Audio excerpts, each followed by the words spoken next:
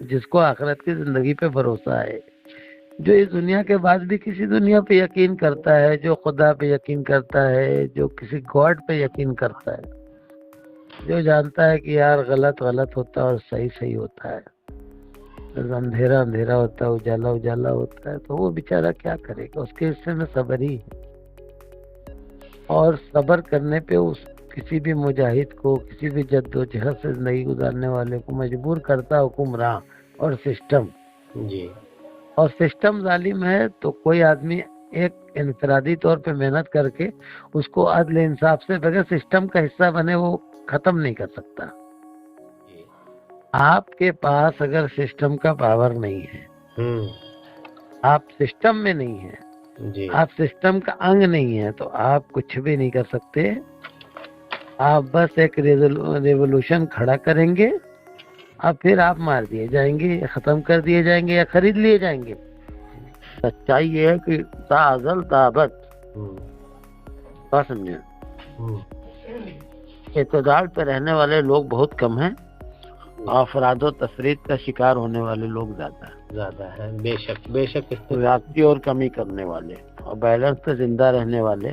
انسان تو خطا کا پتہ تو ہے، انسان بہت کمزور ہے، انسان بہت حسین بھی ہے.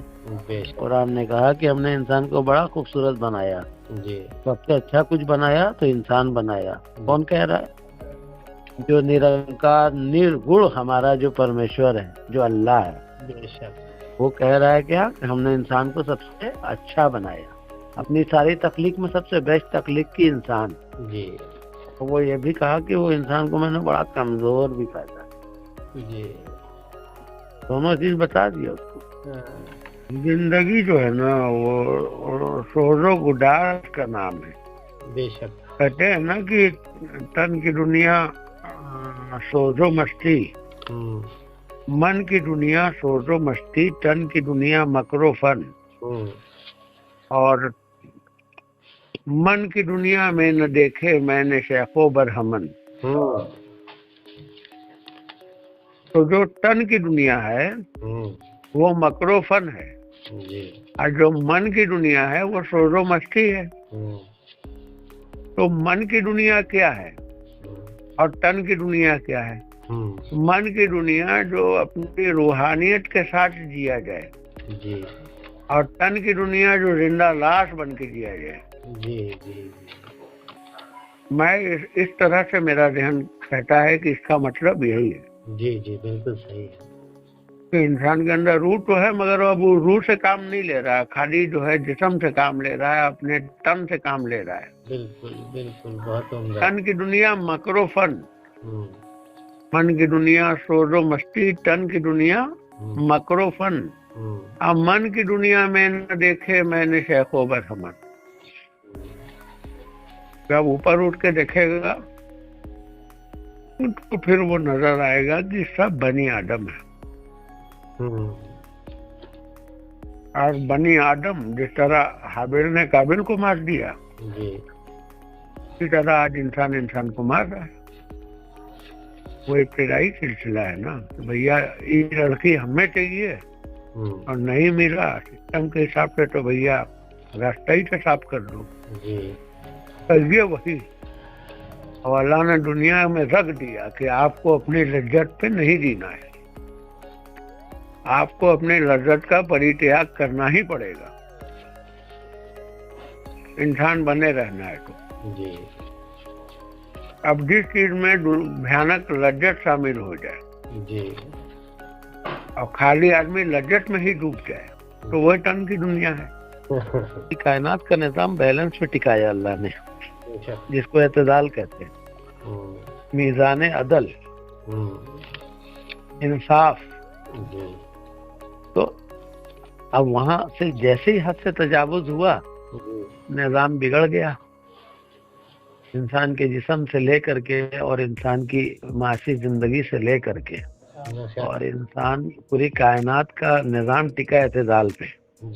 جیسے ہی افراد و تفرید کا شکار ہوتا ہے، کمی اور زیادتی کا، وہ بیلنس بگڑتا ہے اور نظام گڑبڑا جاتا ہے. انسان تو اس دھرتی کا بیلنس بگاڑ چکا ہے. اللہ تعالیٰ اس زمین کا بیلنس برقرار رکھا ہے. جب وہ تھوڑا سا بگاڑتا ہے تو انسان جا کے سر خم کر دیتا ہے. پھر اس کے بعد جیسے ہی سکون کا معاملہ آتا ہے پھر انسان بگڑ جاتا ہے. تو انسان یہ دیکھے نا کہ اس کو سب سے حسین تو بنایا، مگر اس کی کمزوری کتنی بھیانک ہے. تو جس لذت کے پیچھے ہم لوگ بھاگ رہے ہیں اور پوری دنیا بھاگ رہی ہے، دراصل وہ لذت کچھ ہے نہیں. یا آپ پوری دنیا ڈاؤن ڈاؤن ناچے یا آپ ایک ہی جگہ بیٹھ جائیں، اس سے کوئی فرق ورق نہیں پڑتا ہے. لذت تو لذت ہے، مل گئی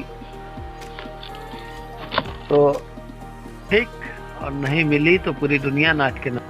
کیونکہ چھوڑنے میں جو مزہ ہے وہ پراپت کرنے میں نہیں ہے. حاصل کرنا آسان ہے اور ترک کرنا مشکل ہے. کسی بھی چیز کو پانا بہت آسان ہے، اور اس کو پانے کی صلاحیت رکھتے ہوئے بھی اس سے درگزر کر جانا مشکل ہے. چھوڑنے کا مطلب یہ نہیں ہے کہ مجھے چھوڑنے کا مطلب بھی یہ نہیں ہے کہ مجھے تو آتا نہیں ہے تو میں نے چھوڑ دیا. لیکن حقیقت چھوڑنے کا مطلب یہ کہ مجھے آتا ہے، میں نے چیزوں کو اپنی گرفت میں لیا، اللہ سے میں نے رہنمائی لی کہ میں یہ بھی کر سکتا ہوں، مگر میں نے کیا نہیں. پانے کے بعد جو چھوڑنے کا مزہ ہے وہ نہ پا لینے کی صلاحیت نہیں ہے، اور پھر کہنا کہ ہم نے ترک کر دیا. یہ چیز تو فلسفہ حیات کیا ہے، اس چیز کو سمجھنا. کہیں نہ کہیں آپ کو اس صوفیت کی اس جڑوں کو پکڑنا ہی پڑے گا. بے شک اس کے بنا نہیں پکڑیں گے تو مادی زندگی مادے کا حصہ ہو جائیں گے. نورانیت پہ کسی کی پکڑ نہیں ہے، مادیت پہ سب کی پکڑ ہے. دیکھ لیجیے آپ، پہ کسی کو اختیار حاصل نہیں ہوا کہ وہ کسی کو نورانیت کو قید کر لے. وجہ کیا ہے؟ مادیت کو قید کیا جا سکتا ہے. وجہ اعتدال قائم کرنا ہے تو اپنے اندر کر سکتے ہیں ہم.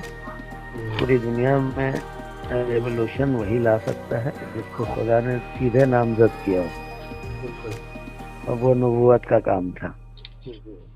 جو پروفیٹ اور نبی آتے تھے ان کو بھی اللہ نے ایک اختیار دیا تھا، اور ان سے بھی کہہ دیا کہ سب لوگ نہیں پائیں گے، ہم طے کر رکھیں کہ اتنے ہدایت پائیں گے اتنے نہیں پائیں گے. آپ کا کام لوگوں کو سمجھانا بجھانا ہے، اور آپ لوگوں کو اپنی بات بتائیے. ہماری چھوڑیے، جو مانتا ہے مانتا ہے، جو نہیں. حضور صلی اللہ علیہ وسلم کے ایک ایک چیز کو عمل کرنے کی ضرورت ہے، چیزوں کو سمجھنے کی ضرورت ہے. میرے بھائی وہ پیشن گوئی آج نوسٹراڈامس کو ڈھونڈ رہا ہے، آج بابا بینگا کو ڈھونڈ رہا ہے، آج نعمت شاہ ولی کو ڈھونڈ رہا ہے انسان.